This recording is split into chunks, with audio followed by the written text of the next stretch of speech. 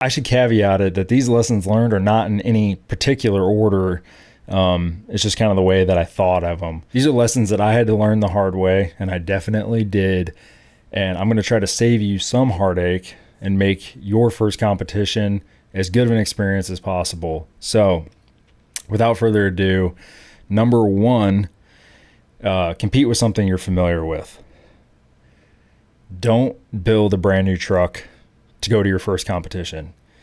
If you have a truck you're comfortable with and that you consider to be very high performing, it's got a pretty good center of gravity, it's predictable. That's even better than high performing, is predictable. You got your suspension set up right. It's reliable. It's durable. You don't break stuff on it very often. Maybe you broke something and then put a better part on it. I would say just run that truck. Make sure it fits within the rules, especially class 2. There's not as many rules, but you need to make sure that your body's good. There are some minimum dimensions, especially for 2022. The 2023 rules, there are definitely quite a few more rules, but if you can make it work, I would run the same chassis, the same setup, and just apply those changes rather than building a brand new truck. The problem is when you build a brand new truck, you have all the different variables: suspension, your linkages, your steering, your actual electronic components, making sure your motor is right, your pinion and spur gear are right, your battery placement and everything, all your balances.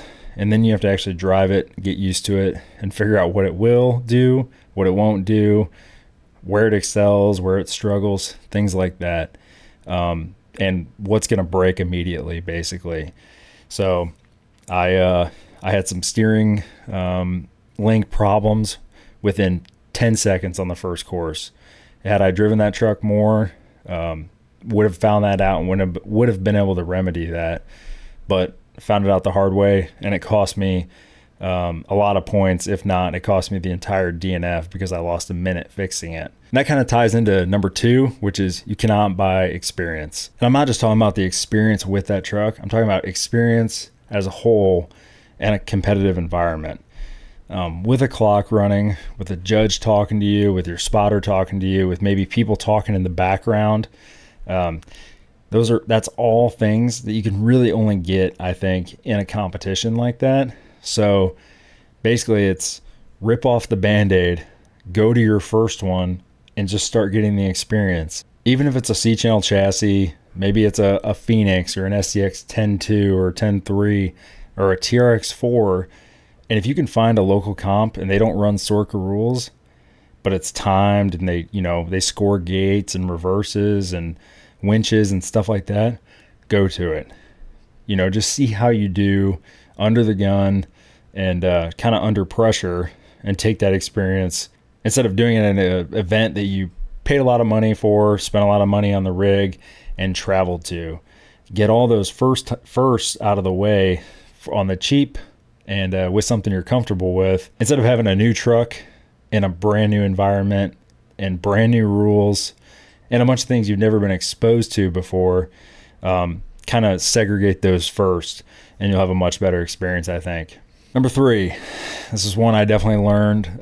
My second vlog, the fourth course that I ran, really learned this one the hard way, and it's reverses are cheap. A reverse is plus 1 point, and a gate is plus 10. So you can take a lot of reverses for the same price of hitting a gate. There was one instance, I'm sure there was others, but I have it on video where I pull up an obstacle about to go through the gate and realize I'm going to hit the gate. And instead of just backing out and adjusting, I committed and just hit the gate because of that timer, and worrying about having enough time. Now, I finished that course with 2 seconds left, so if I had any issues with that reverse, it may have actually cost me a DNF, but reverses are cheap. Take the reverses, get your line set up right. You can hear the spotter in my fourth course telling me, take a little one, get it right. Take a little one, get set up. And that's what he's saying, is taking a small reverse and just getting set up properly. They don't count for much. They're not really going to hurt you in the grand scheme of things unless you're at the very, very top. That goes into number 4, and that is slow is smooth, smooth is fast. First time I ever heard that saying was talking about swimming. Swimmers say that quite a bit. Not focusing on your speed makes you smooth, and being smooth yields better results at the end, especially in regards to time. Now, that doesn't mean you shouldn't have urgency. You have 6 minutes to get through 10 gates on probably very tough terrain, no matter where you're competing. But worry about the gate in front of you. Don't worry about getting through all 10, right off the bat. Worry about driving your truck, drive your pace that you're comfortable with. Goes back to the earlier lessons. If you're comfortable, you can push it a little bit more. But if you're just still trying to learn the truck, you got to go pretty slow. Some of those side hill turns, trying to go through a gate, you can't rush it. And if you rush it, you're going to bump a gate. It's going to cost you, or worst case, you're going to roll off of some obstacle and cost you a lot of time. So that one's extremely important, and that one is slow is smooth, smooth is fast. Number 5, watch the pros before going out and doing it yourself. The very first day I got up there, went to the driver's meeting, went out. I think I watched one guy go through the first course. The first course I walked up to, I kind of walked around it a little bit. The guy DNF'd because he had a mechanical failure. And I was like, all right, I'll go next. Just so eager to basically fail and just get the first one over with that I didn't watch someone who knew what they were doing. If you're going to your first competition and you're saying, I don't know who's good, I don't know any of these people, look for people wearing a bunch of the same gear. Maybe they have jerseys on, like a sponsor jersey, or they're head to toe in a certain brand.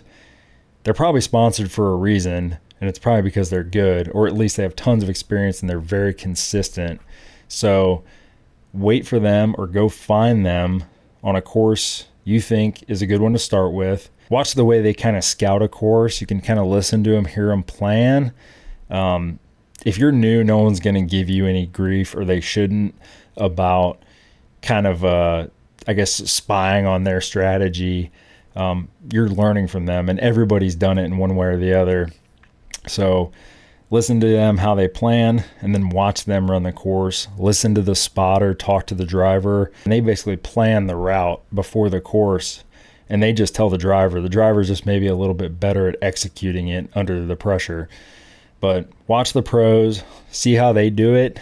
Take actual notes in your phone or on a little notepad and kind of go over it. I'd take an hour or two before you run that very first course. Pay attention to the scoring, pay attention to what the judges are saying. Just kind of figure out where you need to be careful. What are the easy gates? Where can you make up a little time if you need to? Different things like that can be super valuable. And you don't necessarily have to do it and fail at it to learn those lessons. All right, moving on to number 6, and that is know the rules. Know the rules of actually how the courses are scored, and also know the rules obviously behind your scale points and what's legal and not legal. Assuming that you know the boundaries of what constitutes a legal truck versus an illegal truck in your class, I'm mostly talking about know the rules of scoring. And I was originally going to say here to make the best attempt possible to point out your truck. But I think that only makes sense if you know the rules and know how the scoring happens.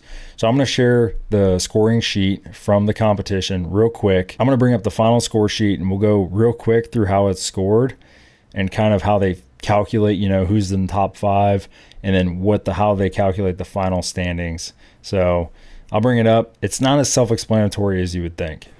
So we have my copy, so I can actually, highlight and stuff like that in here, of the 2023 ECC scores. We're on the class 2. This is me right here, holding it down at number 48 out of 63. I'm actually not too mad about that. Pretty happy with that. There was quite a few folks, especially like right below me, that competed a lot more than I have. And there was only one other person who was a first timer that I'm aware of.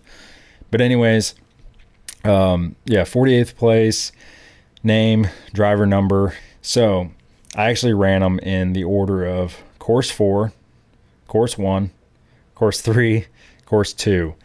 Just kind of the way I approached them, what had shorter lines, what I thought looked more doable or, better to run at the time. Course 4 turned out to be most people's hardest course, and I ran it first. So obviously not great at reading the room, I guess. But anyways, you can run them in any order. Pick the one you think that, you're going to be the most comfortable with. Probably the one that looks the shortest, because 6 minutes, those go by really quick. So let's just jump into the scoring. So before we look at the sheet, I'm actually going to just talk you guys through the penalties on course, and then we can go back and look at the scoring sheet, and I'll kind of explain the scale points thing real quick. I'm going to try to be fast. So you start with 0 points. Every gate you get through, regardless of whether you hit it or not, you get progress points.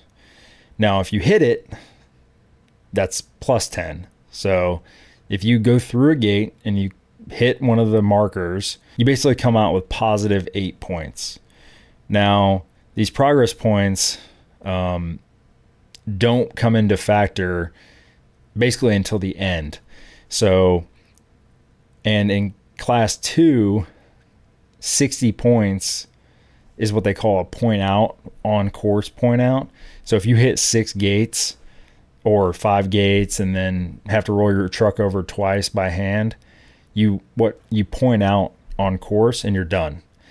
So you do want to watch out. You can't just, hit gates and end up with, finishing the course, because you will eventually just get pulled off and kind of get DQ'd for hitting too many. But a reverse, like I said, is 1 point. So those are really cheap. If you hit a gate, that's 10 points.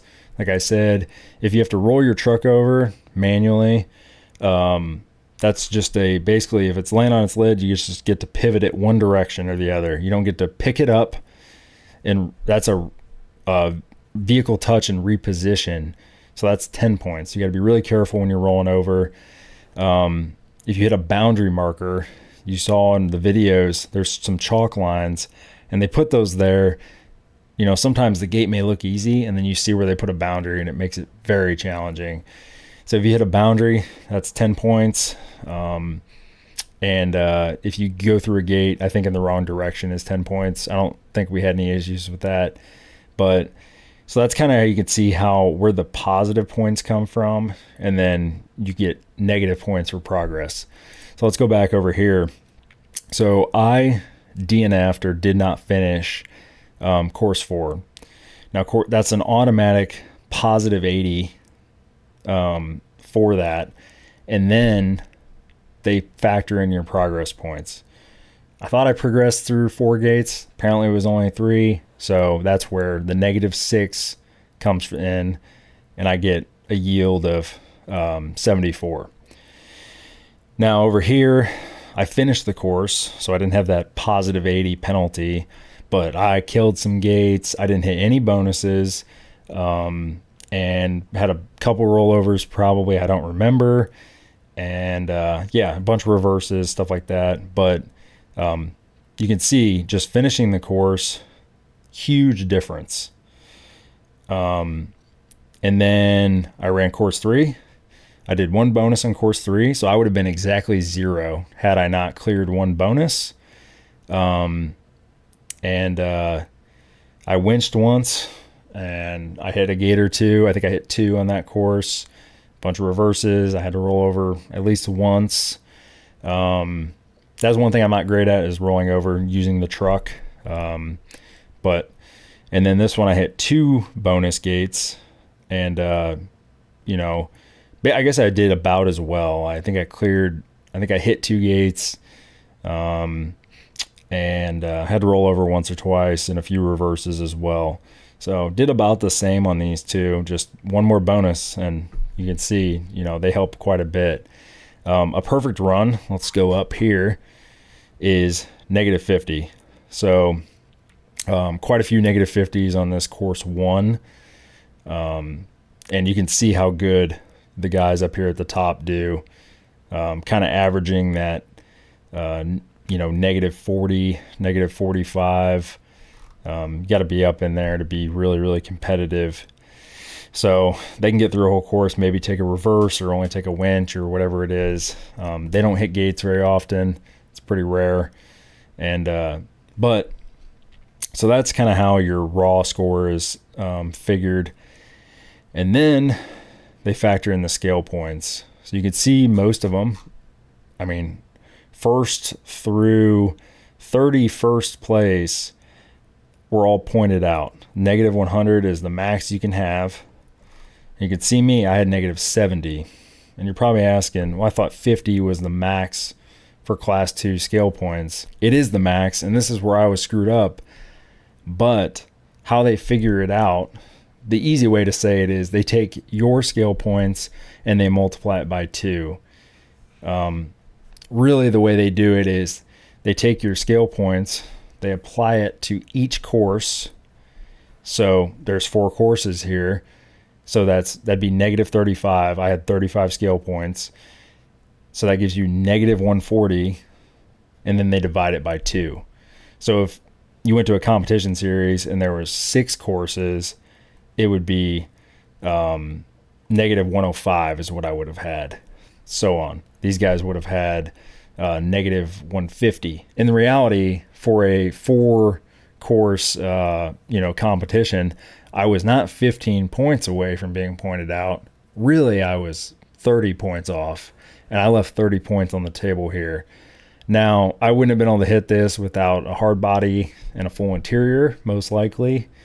I definitely wouldn't have been able to hit it without a hard body. I probably could have done some fenders and maybe some tube work or something, but you really do start to add some weight, and that might have cost me, performance of my truck. But you can see it really hurt me. Now, everyone besides for the top 5 got a 80 for the finals because we didn't compete, so we didn't finish it. And then, just so you guys can see, top 5 guys. This is not to hate on them at all. This course was gnarly, and hopefully that helps explain why scale points are so important and why you should try to get as many of them as you can. Spend a little bit extra time, and if you have a truck you're comfortable with and it's already built, you don't have to spend the time building the truck. You can spend time practicing with it and getting the most scale points you can.